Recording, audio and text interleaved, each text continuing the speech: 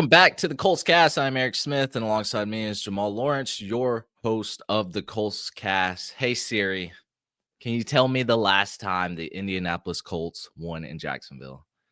Yes, that was in 2014. Andrew Luck was Oh, the quarterback. Siri picked up. Siri picked up. Oh my God, they're literally telling that. Holy shit! Look, Should have put it on the mic. what day was it? 2014. I don't remember the date. Yeah. Andrew Luck was playing. September 21st, 2014. It has been a lifetime, essentially. Pretty But much. for the Colts, I mean, this is where champions are made. The stakes have never been higher. The Indianapolis Colts are literally facing a must-win situation. I know we've been saying that, but this is it because we're here on the road against the Jacksonville Jaguars. You got this curse looming on you. If they lose on Sunday, not only are you the most certainly not winning the AFC South title, you are in jeopardy of making the playoffs entirely. Because do you see all the 8-4 teams just like the Colts there are? There's a lot of them. There's a lot of good ones too. Jacksonville owns the AFC South title currently right now due to a common game tiebreaker. And not only that, there's just a good amount of teams in the hunt. Like the Chiefs are still, I think they're a 6-win team. Like a lot of football still left to be played that could really determine the playoff bracket. Life doesn't get easier for the Colts as the remaining schedule. Every team, every single team, it has a winning record. This is the gauntlet. This is where, like I said, champions are made.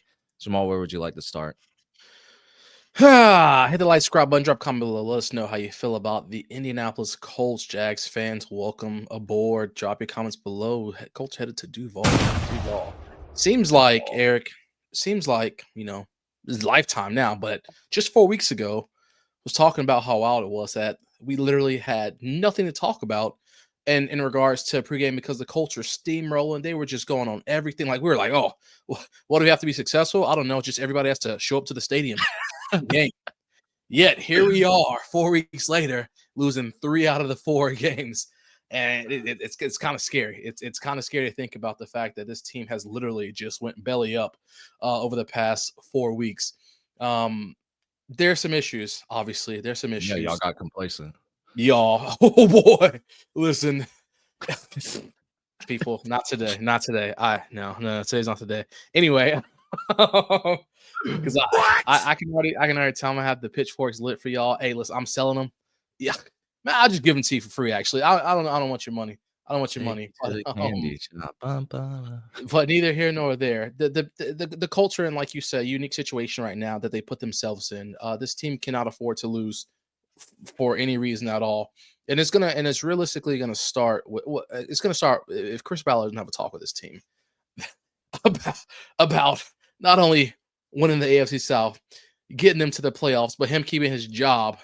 There are going to be some big conversations going on in the next couple of weeks in Indianapolis. We traded 2 first-round picks for 2 games of Sauce Gardner. we traded 2 first-round. I mean, already hurt. Hey. Eric's gonna go off that. He's gonna go off on a tangent. So yeah, you're gonna let him have to do it. But no, in all seriousness, we know what y'all are here for today. Let's talk about, Eric, what the Colts have to do to win this game today, man. And one of the biggest things I think they got to do is control the time of possession. I mean, we're talking about a team with the past weeks. We've seen this TOP been terrible for the offensive side of the ball. I think you're averaging like 25 minutes or so of having the ball on offense, a bunch of 3-and-outs, stalled drives, ugly play, drop balls, everything you can imagine. Stagnant running, no moving around in the pocket with Daniel Jones because we know, of course, he has that injury. Yeah, I see how to say. Go ahead. Speaking of the injury, did you see Daniel Jones, like his Duke teammates? Made his yeah. So wait, hold on. They can 3D print him a pad in like 5 seconds. Are you telling me our medical staff can't do shit? You gotta be what? Honestly, I was curious to know like what the NFL did to like approve this because an outside source giving you something to use is gonna help you. I don't know. It's crazy. It's crazy. I mean, there's a lot of athletic training stuff out there. A lot of biomechanics stuff, but that's wild to think that, like you mentioned, the medical staff couldn't have something like this, but his roommates just is like, yo, they're here just it is, drinking a beer. dog. I It got was you. like, yeah, apparently they did it for him when he was at Duke, That but, Duke, yeah, which is yeah, pretty wild. some Protect 3D, a company, they make custom printed 3D braces and, other things. Go ahead, though. I just thought that was interesting. Yeah, no, it was. What I was gonna say is that the time of possession is just an issue. The stalling out of this offense has been horrendous the past couple of weeks, and the defense has just been on the field for too much. And we already know, the defense can only do so much. At some point, they're gonna crack. They're gonna that bend is gonna break. It's gonna happen. So the offense has to do a better job of staying on the field and extending drives to get points on the board.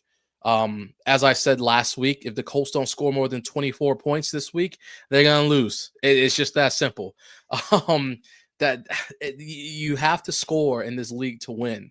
You have to, you have to, you have to, especially when you're making your defense sit on the field for 30 plus minutes or 35 plus minutes a game. It just the math just doesn't math out for you. But that's I think one of the main things the Colts have to do to get this dub.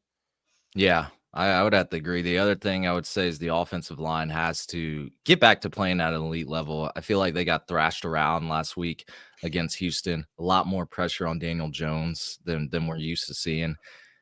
Tanner Bortolini, I mean, got absolutely eviscerated, plain and simple. The entire line has to play well because one failure point can break things for the entire offense, and we saw that, and especially with Indiana Jones playing and dealing with that fractured fibula, so a little bit more limited mobility. You look at the Jaguars side of the ball, you got Josh Hines Allen, who's been surging right now, 5.5 sacks in the past 5 games. Got to have an answer for him. I would say that I'm hoping a Jonathan Taylor game because give him some more inside runs to Q side. We love Quentin Nelson. Probably going to have another All-Pro year again. That's how he's playing. Feed Taylor. Last outing against Jacksonville, he had 177 rushing yards on 34 attempts. However, that was at home in Lucas Oil. In the last 4 games in Jacksonville, he's averaged 43 rushing yards a game. What is magic? I don't know, but they have a spell cast on him. Hopefully it can get broken this week because that is now it's a 1-game sample versus a 4-game sample, but averaging 43 yards a game is not Jonathan Taylor. That is Nyheim Hines. That is Relax. That's somebody else. That's not Jonathan Taylor. Yeah. Well, I'm so glad you mentioned the sack thing because I had already did a little math myself here, and I was going to talk about it. So I'm glad you mentioned it. Through the first 9 weeks of the season, the first 8 games of the season, Colts allowed 9 sacks, so just over 1 sack a game, barely over 1 sack a game. And the last 4 games, the Colts have allowed 13 sacks in the last 4 games.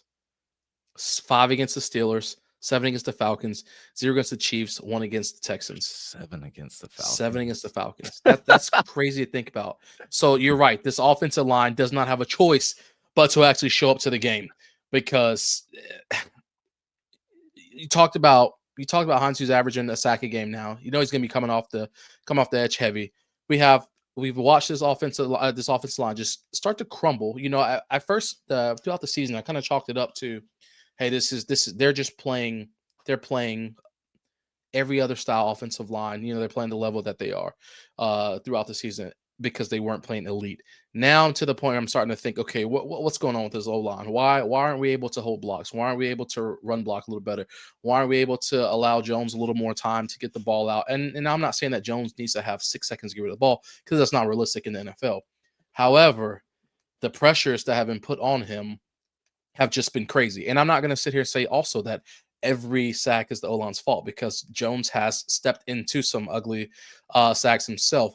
But the point is that when we see that we have allowed almost twice as many sacks and half the amount of games, that's a gigantic issue. There's some miscommunication there between the offense coordinator, the quarterback, the offensive line coach, who everybody needs to get on the same page about what's going on because we just can't have that if you want this team to be successful at any point during the rest of the season.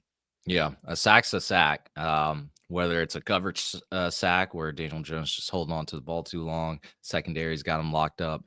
It doesn't matter. Defenders beating you. We have to eliminate sacks. Those are drive killers. That's where that time of possession, like you said, Jamal, is not in our favor. We go 3 and out.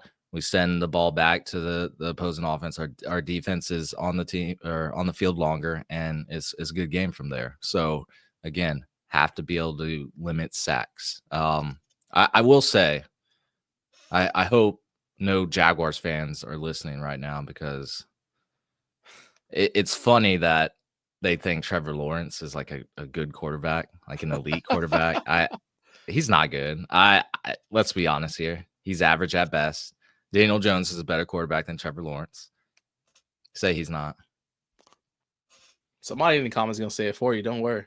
Jaguars, they're stuck in sunk costs because he has the number 1 overall pick, that draft capital attached to him. So that's why he got that big contract, even though he's playing average.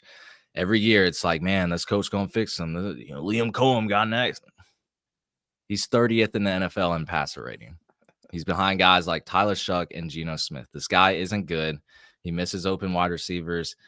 He throws into tight coverage and clean pockets. I'm not worried about Trevor Lawrence. Now, for some reason, he does get superpowers against us. I don't know why, but I'm hoping we see the 30th passer rating in the NFL, Trevor Lawrence, because he's playing better as of late, but he's not. He ain't it. Yeah, I can't add too much to that. I mean, like you said, I think he's 5-2 against us. Like you said, he mysteriously figures it out whenever he needs to, whenever the Colts come humming into town. But there's no reason for him to be putting up those kind of numbers against us. They're humming a little bit right now. I'm not gonna put it all on him, but they're humming a little bit right now. But again, like you said, average at best. I'm not gonna argue that. At best. Like at best, you an average quarterback.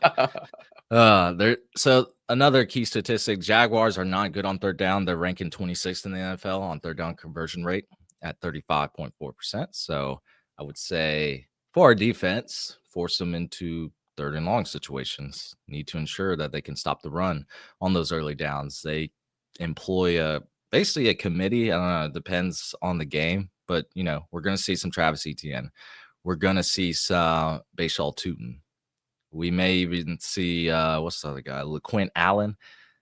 I don't know. Cohen likes to use a myriad of running backs for some reason, which can make fantasy managers mad. But anyway, Travis Etienne, another guy that likes to go off against us. So really want to limit him and Tootin, and then force Trevor Lawrence into beating us. I know we're going to be without Sauce Gardner, which sucks, which really sucks, because we're in a pivotal matchup here, and the guy that was traded for Micah Parsons type capital is not on the field.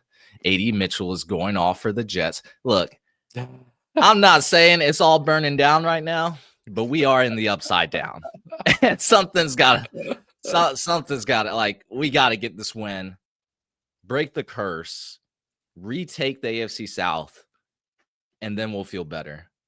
Until that happens, we might be hitting the iceberg.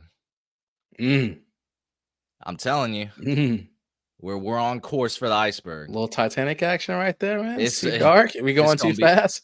It's gonna be worse than that. If the Colts miss the you got anything? I can't wait to hear you talk about that. No. I don't have anything else to talk about today. This is the game, because it is. Let me see what's so the Colts play the Jaguars. That's a AFC defining game. The Texans play the Chiefs. Now the Chiefs they've been winning at home, but the Texans are obviously a good team. But if the Texans win that game, they definitely have the tiebreaker over us. I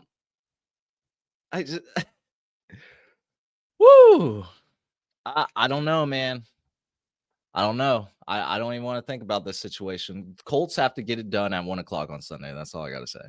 That's, pretty straightforward. They got to. No, it just. There will be a Chris Ballard episode. I don't care whose fault it is that day. There will be a Chris Ballard episode. It starts at the top. Man. And dude, Sauce Gardner. We talked about the pros and cons. We're seeing a lot of the cons show up. What else you got, Jamal? I'm done. That's it, man. I can't wait till Sunday. I'm ready to watch some Colts football. Let's see what's gonna happen. I am too, but I am cautiously optimistic. That's going to be it for us, everyone. Thank you for listening to the Colts cast. Late episode into the week on a Saturday, but we know everyone likes to tune in no matter what day and time. We are live on Apple Podcasts, Spotify, and YouTube, or any platform you use to listen to podcasts. And we'll be back next time to give you some more Indianapolis Colts content. Y'all take care. Take it easy.